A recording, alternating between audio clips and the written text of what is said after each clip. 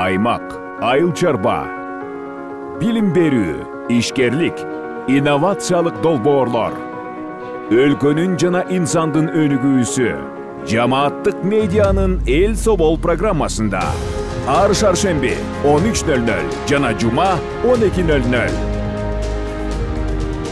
Бизге Facebook, YouTube'дагы жамааттык медиа баракчалары аркылуу кошулуңуз. Ошондой эле аймактардагы жамааттык медиа радиолорунан угуңуз. Кутма күнүңүз менен көрөрман жана угарман, сиз жамааттык медиа студиясында Эл Собол программасын көрүп баштадыңыз. Эфирди мен Айгерим Куатбекова баруудамын. Жыл сайын март айынын 2 жумасында дүйнөлүк уйку күнү белгиленет. Бул күн 2008 жылдан баштап бүткүл дүйнөлүк саламаттык сактоо уюмунун уйку жана ден соолук долбоорунун алкагында белгиленип баштаган. Бүгүн биз уйкунун мааниси, уйку режимин жакшыртуу туурасында сүйлөшөбүз. Ал үчүн студияга үй бүлөлүк дарыгер Ташбү Бакыбаеваны чакырганбыз. Кутма күнүңүз менен студияга кош келдиңиз. Саламатсыңбы кызым, саламатсыздарбы көрүүчүлөр, угуучулар. Уйку күнүңүздөр менен студияга кош келдиңиз. Ошол бүткүл дүйнөдө бул күндү белгилеп, коомчулуктун көңүлүн буруп жатканы, демек бул жакта көйгөйлөр бар экенин кабарлап турат. Айтсаңыз, мындай уйкунун бузулуусу же туура уктабай коюу кантип, эмнеге таасирин тийгизет? Эми бул уйку адамга, ар бир жаныбарга тиешелүү физиологиялык бир көрүнүш, жашоонун бир негизги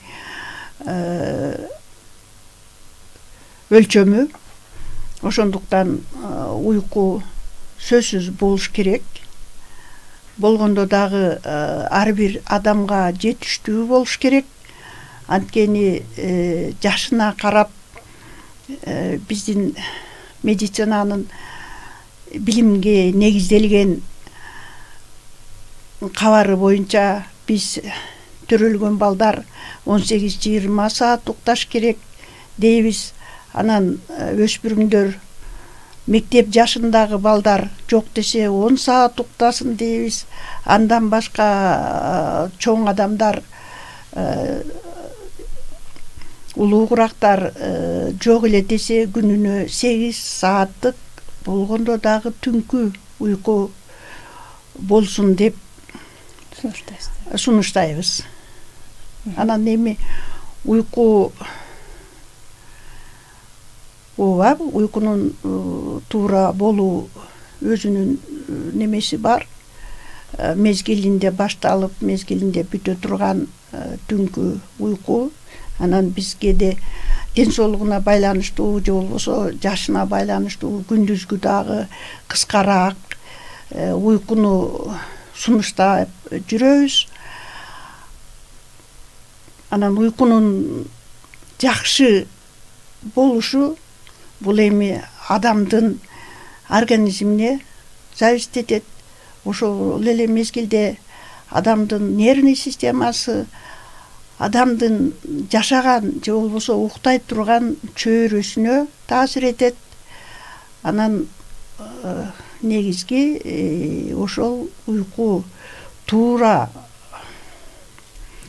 болуп, терең уктап, түш көрбөй, түндө кайра ойгонбой таң атырыш үчүн, толук укташ үчүн өзгөчө кичине шарттарды дагы түзгөнгө аракет кылышыбыз керек. Бул түнкү уйку айрыкча жай уйку деп эсептелинет. Узакка созула турган терең уйку болуш керек дагы.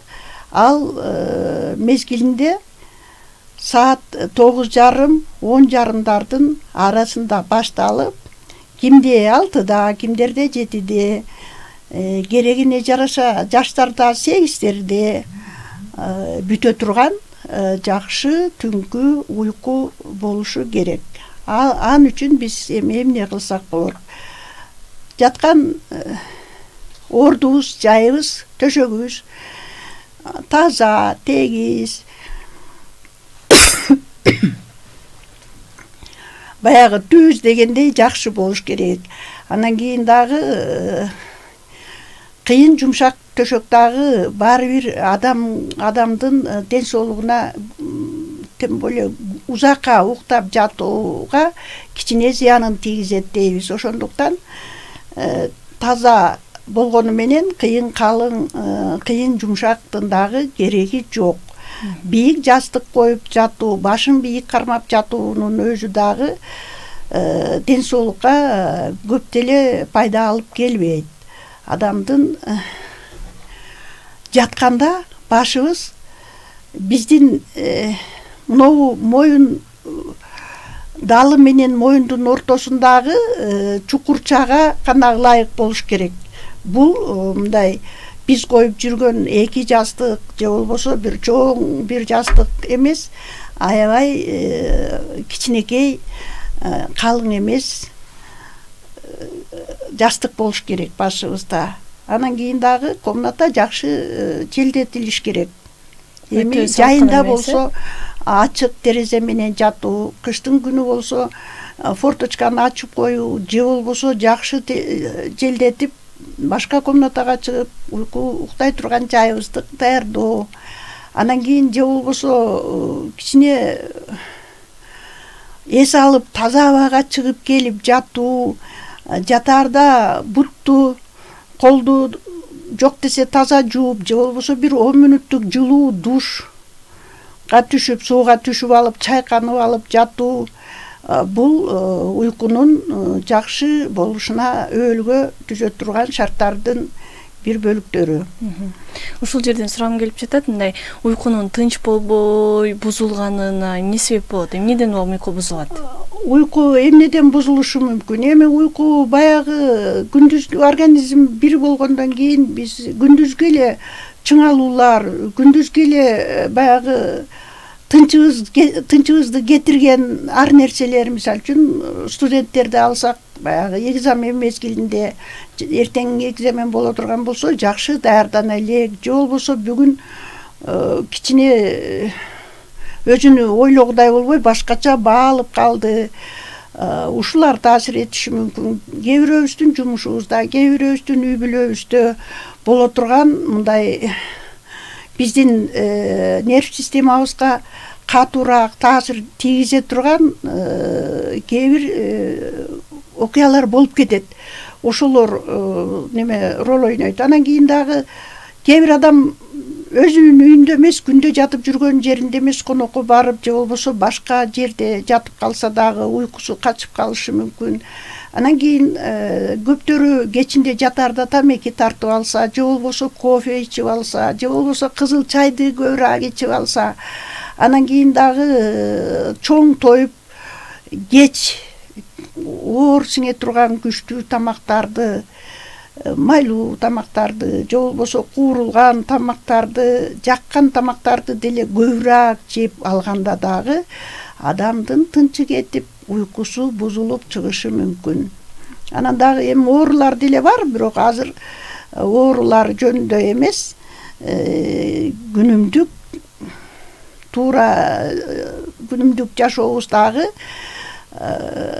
өзүбүз пайда кылып алган, өзүбүзгө керектүү болуп турган жөнөкөй нерселер жөнүндө айтып атам. Оорулар дагы бар. Бул эми нерв оорулары, психикалык адамдын денинин бузулушу, же болбосо эми температура болуп атса, давлениясы көбөйүп атса, булар жөнүндө бул башка сөз болушу керек. Сиз жогоруда санап өткөн факторлор, мисалы убактылуу бир маанайдын түшүшү же стресстик абалдарда ушундай адамдын уйкусу 1-2 күнгө бузулуп, андан кийин кайра нормага түшүп калса, бул нормалдуу эле нерсе болсо керек. Бул мындай дайыма кайталана берсе, аягында алып келип, мындай эмнелерге алып келиши мүмкүн? Мисалы уйкусуздук деген дагы бир диагноз барбы? Бул кайсы учурда болот? Уйкунун аз болушу, уйкунун бузулушу, кем уктап, же болбосо түнкү уйкунун ар дайым бузулушу, бул ден соолукка терс таасирин тийгизет. Жөн эле жеткиликтүү уктап, эс албаса, уктап атканда мындай организм, адамдын дени жакшы эс алат. Булчуңдарыбыз мындай бошоп, тонусун азайтып, эс алгандай немеге өтөт. Даже жүрөгүбүздүн согушу кичине жайлайт, давлениябыз дагы акырын түшөт, неме болуп, анан кийин менин клеткалары дагы эс алат. Өзүнө келип, биздин денебиз баягы кадимкидей эс алат дагы, эртеңки кийинки күндөргө баягы мурунку күндөгү же болбосо мурунку күндөргө дейренки чарчап калган акыбалынан чыгып, мындай өзүнүн калыбына келип, ден соолугу жакшы адамдар эртеси күнү мурунку күнкү чарчаган немелеринин баардыгын кетирип, мурунку күнкү болгон организмге терс таасирин тийгизип аткан ал акыбалдан чыгып, толук эс алып, жакшынакай болуп, өзүн жакшы сезип туруш керек. Анан кийин жок көп жанагындай ошо терс таасирин тийгизип аткан акыбалда күндө боло берсе, күндө нервине тескери таасир тие берсе, күндө же болбосо кайгы капа бирдеме боло берсе, же болбосо күндө оор жумуш, күндө мындай организмге терс таасирин тийгизген акыбалдарда, ситуацияларда боло берсе, ооба ден соолугу бузулат. Биринчи эле нервный системабыз страдать этет, невроз деген оорубуз бар. Баягы баш оору пайда болот, давление көбөйүшү мүмкүн, жүрөктүн тез согуп, тескери таасир бериши, анан баягы тамактын жакшы сиңбей, семирип, салмагынын ашыкча неме болушу, пайда болушу, конца концов, баягы сахарный диабет деген оорубуз бар, кант диабети, сахардын организмдеги, денебиздеги алмашуусунун тескери жагына өтүп кетиши, көп эле оорулар болот, көп эле оорулар болот. Бул бир учурда жана биз менен байланыштуу эле бир көйгөйлөр эмес, кээде азыр социалдык медиадагы көп негативдүү жаңылыктар же ушундай бир маалыматтар же көчөдө кетип баратып бир көргөн терс бир көрүнүштөр дагы адамдын бир сиз айткандай психологиялык саламаттыгына бир таасирин тийгизип, ал аягында келип уйкуга деле таасирин тийгизиши мүмкүнбү? Ооба. Ал сөзсүз баягы адамдын баш системасы, нерв системасы аябай мындай жаман нерселерди көргөндө таасирин тийгизет. Бирок эми бардык адамдарга бирдей эмес да, кээ бир адамдар аябай сезгич келет. Кээ бир адамдар башкаларга дагы кадимкидей кайгырып, ой толгоосу күчөп, ооба, өзүнө жакын алып, элдин эле, башканын эле көрүп аткан кайгысын, башканын эле кыйналып турганын сезип, ооба, уйкусу бузулушу мүмкүн. Анан кийин эми мындай убактарда баары бир акырын бул кетип оору болбогондон кийин өзүнө бир 2 күндөн кийин, бирдемеден кийин өзүнө келип калат. Эми азыр мен ушу Украинада болуп аткан окуяны айтсам, эми Украинада согуш болуп атса, мен ойлойм көп эле биздин муну тегеректе турган территориялар, баягы мурунку бывший СССРдын адамдары деп коебуз, айрыкча улуу адамдарга чоң эле таасирин тийип, көбүнүн эле уйкусу качып, же болбосо нервный системасына тескери таасирин тийгизип атканы бул чындык болуш керек. Бул жерде бир эле Россиянын же болбосо орустардын эле немеси эмес, мен ойлойм көп эле элге зыяны тийип атат. Мына Турциядагы болгон жер титирөө дагы көп адамдарга таасир этти болуш керек. Бирөөлөр балким бизде дагы болуп калабы деп корксо, а бирөөлөр чөн эле 45 000 адамдын өлүмү бир мамлекетте, тем более биздин мусулман өлкөсүндө болду. Ушуга окшогон чоң таасир берчү нерселер ооба көп кишинин уйкусун бузуп, көп кишинин тынчын алып, анан организмине баары бир терс таасирин тийгизет да. Ушул жерден дарыгер катары маалыматты кабылдап жатканда кандай кабыл алыш керек, ушундай өтө эле санаркай бербеш үчүн кандай бир кеңеш сунуштарды айтасыз жарандарга? Эми баягы өзүбүздүн уккан көргөндүн баардыгына кайгыра бербеш үчүн биз жөн эле билишибиз керек, кайсы ситуацияга, кайсыл акыбалда биздин кайгырганыбыз же болбосо биз таасир эте алабыз. Көп жерлердеги көп болуп аткан окуяларга биздин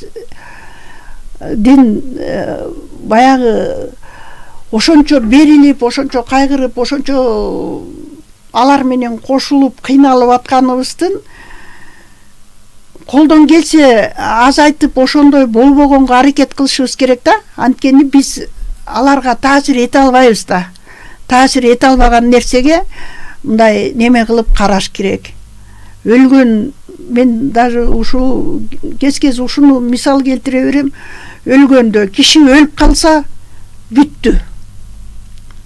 Баягы кайгырганыңда башыңды жерге урсаң деле туруп келбейт да, чынбы? Тууган уруктарына ар бир адам мындай көтөрүмдүү болуп, өзүнүн таасири тие албаган нерселерди өзүнүн немесинен алысыраак алып, мындай чындыктай карап көнүш керек да. Ошондой ситуацияда мындай көп кыйналбай адамдар жакшы көтөрүмдүү болуш, баары бир биздин таасир этип оңдой ала турган нерсеге кайгырсак, жардам берсек колубуздан келгенче, бул башка. Бул жерде оңолот, нервный системабыз да тынчыйт, уйкубуз дагы ордуна келет акырын. Андан бир кичине өзүбүз дагы жакшы сезим, жакшы минуталарды алабыз. Анан кийин өзүбүздүн колубуздан эчтеке келбей, ага таасир эте албаган нерселерди ойлоп, ага кайгырган менен өзүбүзгө гана зыян келтирип, уйкубуз эле эмес, башка дагы көп нерселерге организм үчүн зыян келтирип алабыз көп жагынан. Чоң рахмат. Ошон үчүн кармаганды билиш керек. Рахмат. Ошо уйкуга байланыштуу дагы, эгер уйку жакшы болбой кечинде уктай албай чыгып атса, демек мындай күндүз жетиштүү өлчөмдө физикалык кыймылдарды кылган эмес деген дагы пикир бар. Бул канчалык таасирин тийгизет чындап эле? Адам жакшылап укташ үчүн жетиштүү деңгээлде бир чарчаш керекпи? Ооба, адам жакшы укташ үчүн эми мындай катуу чарчап деле кереги жок. Анткени биз бирөө баягы оор физический күч менен булчуңун чыңап жумуш жасайт. А көптөрү нерви менен иштейт да, мисалы үчүн канча жазуучуларыбыз бар, канча мисалы үчүн экономист, ошол эле бухгалтерлер кечке биздин врачтар баягы кечке эл менен оор жумуш деп, оор жүк көтөрүп же болбосо оор булчуңуна күч келтирип атпаган менен немесине, нервине кадимкидей таасир эттирип, ошо чын дили менен аракет кылып иштеп аткандар, мугалимдер. Биз алардын бардыгы эле оор жумуш жасап эмес, ошол эле жумуштан дагы адамдар чарчайт. Ошондон деле эс алыш үчүн адамдарда жакшы уйку болуш керек. Анан баягы эле условиялар жана айтып кеттим, кантип жакшыраак уктоого аракет кылыш керек. Анан дагы баягы үйдүн ичин таза аба неме болгондон дагы караңгы болуш керек экен да. Биз кооз пардаларды жылтыратып эле тагып албай, жатканда капкараңгы кылып, сырт жактан, сырткы дүйнөдөн бөлүп тургудай калыңыраак, кара, күрөң, мындай немерак түстөгү жарыкты өткөрбөй турган терезе пардаларыбыз болуш керек экен. Жакшы изоляция болуш керек экен. Анткени айрыкча биз шаарда турсак, бардык тарабыбыздан кошумча звуктар, кошумча үндөр кетип атат. Ошолор капыстан ойгонуп, уйкубузду бузбаш үчүн аракет кылышыбыз керек. Бул дагы бир негизги неме. Анан уйкунун жакшылыгы ошол, эгерде эрте менен турганда кадимкидей сергек, кадимкидей өзүңүздү жакшы сезип, турсаңыз, бул сиздин уйкуңуздун жакшы болгондун бир негизги белгиси болуп калат. Азыр көпчүлүк ата-энелер балдарынын түндө уктабай, кечке уюлдук телефон мененби же башка иштер менен алек болгонуна сарсана болушат да. Анан күндүз уктап алат деген. Ушул балдарга мындай кандай зыянын алып келиши мүмкүн? Мындай өсүп өнүгүүсүнө уйкунун маанисине токтолдук, бирок дагы деле кечинде уктабай, бирок күндүз уктап алам деген принциптер бар да балдарда. Эми бул вот азыр берген сурооң туп-туура болуп атат. Дагы бул аябай эле көп тескери таасирин тийгизип атат. Бул кечинде же болбосо көчөдө жүрүшүп, жаштар же болбосо мектеп эле балдары сабагын даярдап койгондон кийин телефон чукулашып, түндүн бир окумуна дере уктабай коюшуп, анан эртең менен эгерде мезгилинде туруп мектебине жөнөтсө дагы алар ошол күнкү жашоого, ошол күнкү өзүнүн немесиндеги милдетин, ошол учурдагы милдетин так аткаруу возможносу аябай эле төмөндөйт. Биринчиден мээси жакшы эс алган жок, өзүнүн бүт эле денеси эс алган жок. Экинчиден бул дененин эс албаганынан дагы мээнин аябай чарчаганы, калыбына келбегени, бул алардын сергектигин, алардын кунт коюусун, алардын кабыл алуусун, алардын дагы тегереке айлана чөйрөгө болгон көз караштарын баары бир керектүү багытта, керектүү өлчөмдө сиңирип бере албайт. Андай возможностору жок болот. Анан кийин күндүзгү уйку баары бир түнкү уйку эмес. Организм эс алыш үчүн, адамдын денеси, ден соолугу жакшы болуш үчүн ооба күндүзгү уйку дагы кээ бир убакта сунушталат, бирок кыска 1-2 сааттык же болбосо 1,5 сааттык, эгерде бул кичинекей бала болбосо же болбосо майда класстын балдары болбосо, чоң балдарга баары бир күндүзгү уйку азыраак болуш керек. Ким күндүзү көбүрөөк уктап алса, кайра эле кечинде уктайын десе дагы уйку бузулуп туруп алат. Ошондуктан чоңдор, айрыкча биздин пенсионерлерге, мына эс алып жүргөн кээ бир оорусу бар, давлениясы бар неме адамдарга күндүзгү уйкуну сунуштасак, алар деле кадимкисиндей 7-8 жок десе туруп, тамагын ичип, эсин алып, кадимкидей бирдеме кылып, баягы өзүнө керектүү тирүүлүгүн, жашоосун улантып, анан кийин саат 1-де, 12:30, 2:30 ушул эле мезгилде кайра кичине тырпетип уктап алса болот. Эгерде узак уктап койсо, түнкү уйку кечинде кайра уктай албай калат. Ошон үчүн карган адамдар көп учурда түнү менен уктай албай чыктым деп. Ооба, күндүзү үргүлөп, күндүзү неметип алышат дагы, көптөрү үргүлөп отуруп, же болбосо жатып, эми колдору бекер неме, качан уктап атканын, качан эмне кылып атканын көптөрү байкабай деле калат. Айрыкча жалгыз болушат.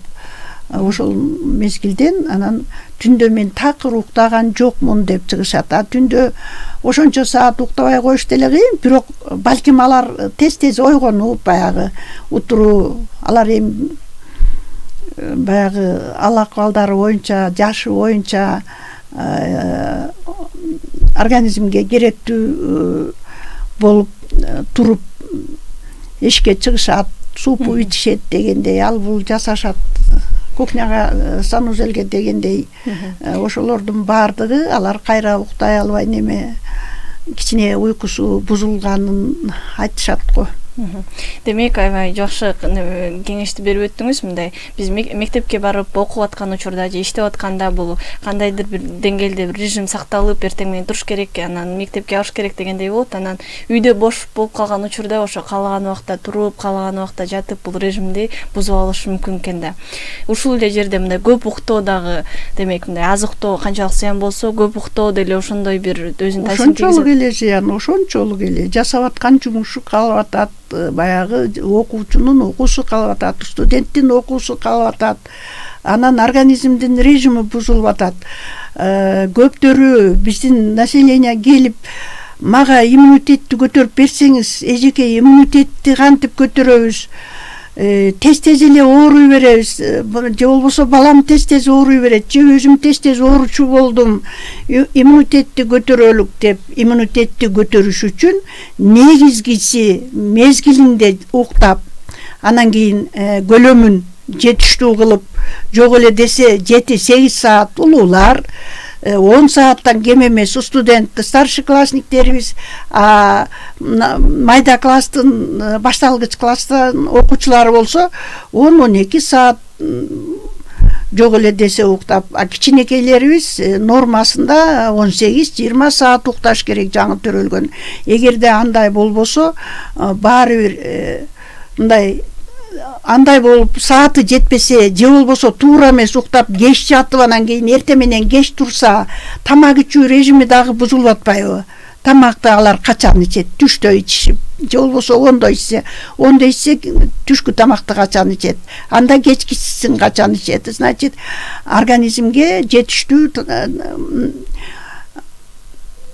өлчөмдөгү тамак дагы мезгилинде ичилбей калат. Таза аба жутуу качан, эс алуу качан, ошолордун бардыгы бузулат дагы. Режимди дайым бузуп, дайым мезгилинде жатып, же болбосо мезгилинде туруп тамагын ичпей жүргөн адамдарда иммунитет ошон үчүн төмөндөйт, ошон үчүн оорушу мүмкүн.